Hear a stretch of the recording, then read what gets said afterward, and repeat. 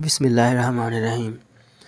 अस्सलाम वालेकुम व्यूवर्स, आज की इस वीडियो में हम टैबलेट सियालिस से मुतल्लक़ बात करेंगे कि टैबलेट सियालिस का यूज़ किन मक़ासद के लिए इस्तेमाल होता है, इसके फ़वाइद क्या हैं, इसके प्रिकॉशंस क्या हैं और इसकी एहतियातें क्या हैं और इसके मुज़र असरात क्या हैं। तो आज की इस वीडियो में बड़ी डिटेल के साथ इससे मुतल्लक़ बात करते हैं।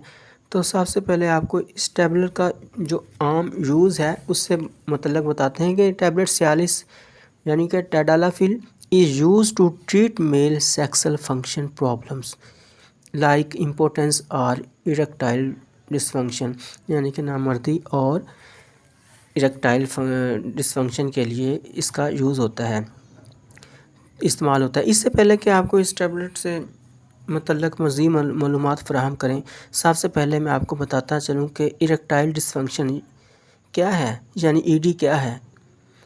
तफसील से इसलिए मतलब बताऊंगा ताकि सब लोग बआसानी इस प्रॉब्लम से आगाह हो सकें।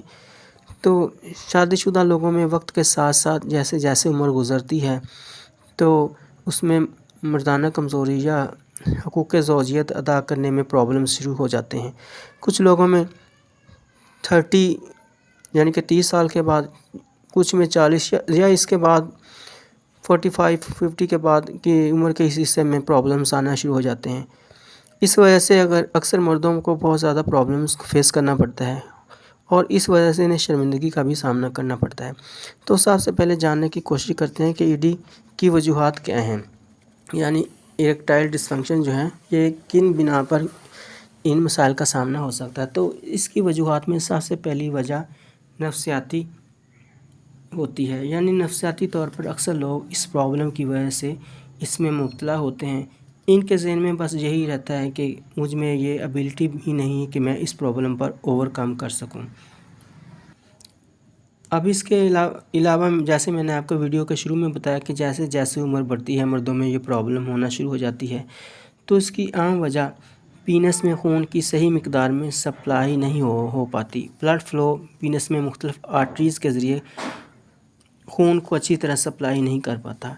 इसमें रीज़न खून सप्लाई करने वाली ड्रगों का कमज़ोर हो जाना होता है, यानी स्टिमुलेट यानी सिकुड़ जाती हैं, यानी आर्टरीज सिकुड़ने की वजह से इनमें ब्लड सप्लाई अच्छे से नहीं हो पाती। अब इसमें उम्र के साथ साथ जो मुख्तलिफ डिजीज़ जैसे डायबिटीज़, ब्लड प्रेशर के ज़्यादा या कम होने की प्रॉब्लम, या मुख्तलिफ लोगों में मेडिसिन काफ़ी अरसे तक मुख्तलिफ बीमारियों में इस्तेमाल करने के बायस इस मर्ज़ का सामना करना पड़ सकता है। इसमें कुछ लोग स्मोकिंग या बहुत ज़्यादा कोल्ड ड्रिंक्स का यूज़ करने वाले भी लोग शामिल होते हैं, और अगर छोटी उम्र में ये प्रॉब्लम हो तो मरीज़ का माहौल इस मर्ज़ का कारफरमा होता है। अब ये तमाम इन्फॉर्मेशन जान लेने के बाद अब टैबलेट सियालिस अपने टॉपिक की तरफ आते हैं। तो इसका आम फार्मूला जो है वो टैडालाफिल है, और ये 5 मिलीग्राम, 10 मिलीग्राम और 20 मिलीग्राम में ये टैबलेट अवेलेबल होती है। और ये वियाग्रा और दूसरी वियाग्रा की तरह की मेडिसिन की तरह ये काम करती है, लेकिन इससे काफ़ी हद तक सेफ़ टू यूज़ है। ये 30 या 35 साल की, यानी कि 35 ये एज के उम्र से मुआलज से कम मिकदार में, यानी 5 मिलीग्राम से इसे स्टार्ट कराते हैं, और कुछ दिनों के इस्तेमाल के बाद इसकी डोज को जो मैनेज करते हैं, और इसके साथ मुख्तलिफ विटामिन्स वगैरह ऐड किए जाते हैं ताकि मतलूबा नताइज जल्द हासिल किए जा सकें। ज़्यादा उम्र के लोगों में इसकी मिकदार में इजाफ़ा किया जाता है ताकि इसका असर जल्द हो सके और ब्लड फ़्लो सही तरीके से होने के बायस इरेक्शन बहुत बेहतर हो सके, यानी कि खून का इंतशार जिसको कहते हैं पीनस में बढ़ सके और किसी किस्म का प्रॉब्लम ना हो। अब इसकी जो इस्तेमाल के बाद जिसम में ये 24 से 36 आवर यानी कि 36 घंटे तक इसका असर जिस्म में मौजूद रहता है, और इसका असर जिस्म में मौजूद होने की वजह से ये इसके बहुत अच्छे जो हैं वो रिज़ल्ट्स मिलते हैं। और अब इसकी डोज उम्र के हिसाब से डॉक्टर साहब सजेस्ट करते हैं, इसलिए अपने तौर पर कोई भी मेडिसिन ना ली जाए जैसे डॉक्टर रिकमेंड करे, इसे इस लिहाज से ही लिया जाए ताकि किसी भी किस्म की कॉम्प्लिकेशन से बचा जा सके।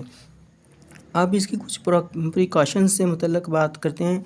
तो शुगर के मरीज़ دل کی بیماری میں مبتلا افراد اور ایسے افراد جن کا دوسرے امراض میں علاج چل رہا ہوتا ہے وہ کبھی بھی اسے اپنے طور پر استعمال نہ کریں، اور اسے ڈاکٹر کی ہدایت کے مطابق ہی میڈیسن کو استعمال کرنا چاہیے۔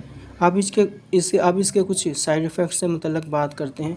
تو اس میں جو دوسری جو ہے اریکٹائل میڈیسن سے مختلف یہ کچھ اس کے سائیڈ ایفیکٹ بہت کام دیکھیں گے۔ اس میں عام طور پر ہیڈ ایک یعنی کہ سر درد، بیک پین، مسلس پین اور الرجی وغیرہ یہ عام طور سے سائیڈ ایفیکٹ کچھ دیر کے لیے ہوتے ہیں، لیکن بہت زیادہ یہ نہیں دیکھے گئے، یہ صرف معمولی اس میں سائیڈ ایفیکٹ ہوتے ہیں۔ اکثر اوقات آپ نے دیکھا ہوگا کہ ٹائمنگ یا اریکشن میڈیسن لینے کے بعد پیشنٹ میں وہ آنکھوں میں دھندلا پن وغیرہ آنا شروع ہو جاتا ہے، اور سر درد وغیرہ اور سر کی جکڑن وغیرہ ہونی شروع ہو جاتی ہے۔ لیکن دوسری میڈیسن سے اس ٹیبلٹ سیالس سے اس میں اس قسم کی وہ کمپلیکیشنز نہیں ہوتی۔ اس کی لو ڈوز سے جو ڈوز سٹارٹ کی جاتی ہے تاکہ پیشنٹ کو آہستہ آہستہ اس کی ایج کے حساب سے ایج فیکٹر کے حساب سے اس کو پھر دوائی پر لگایا جاتا ہے تاکہ اس کو رزلٹ اچھے طریقے سے مل سکیں۔ تو اس لیے کسی بھی میڈیسن کا یوز کرنے سے پہلے میں آپ کو دوبارہ بتانا چاہتا ہوں کہ ڈاکٹر کی سجیشن کے بغیر میڈیسن نہ استعمال کی جائے تاکہ اس کے نتائج اچھے آنے چاہیے اور نہ کہ اس کو کوئی پرابلم آپ کو سامنا کرنا پڑے۔ اب اس کا کچھ یوز سے متعلق آپ کو بتاتا چلوں کہ آپ نے وقت خاص سے تقریباً آدھا پونا گھنٹہ پہلے اس کو آپ نے یوز کرنا ہوتا ہے، اور اس کو آپ نے جیسے ڈاکٹر اگر سجیسٹ کرے 1 ڈیلی یا جیسے وہ ریکمینڈ کرے اسی حساب سے آپ نے اس کو یوز کرنا ہوتا ہے۔ تو آپ نے اس کا یوز کرنے کے بعد آپ نے یعنی وقت خاص سے تقریباً آدھا پونا گھنٹہ پہلے آپ نے اسے یوز کرنا تاکہ اس کے اچھے پازیٹیو رزلٹ آپ کو مل سکیں۔ تو یہ ٹیبلٹ سیالس سے متعلق مکمل جو ڈیٹیل آپ کو فراہم کی ہے اس لیے تاکہ آپ کی معلومات میں اضافہ اور آپ کو سمجھنے میں آسانی ہو۔ تو امید کرتا ہوں کہ ٹیبلٹ سیالس سے متعلق جو انفارمیشن دی ہے وہ آپ کو پسند آئی ہوگی۔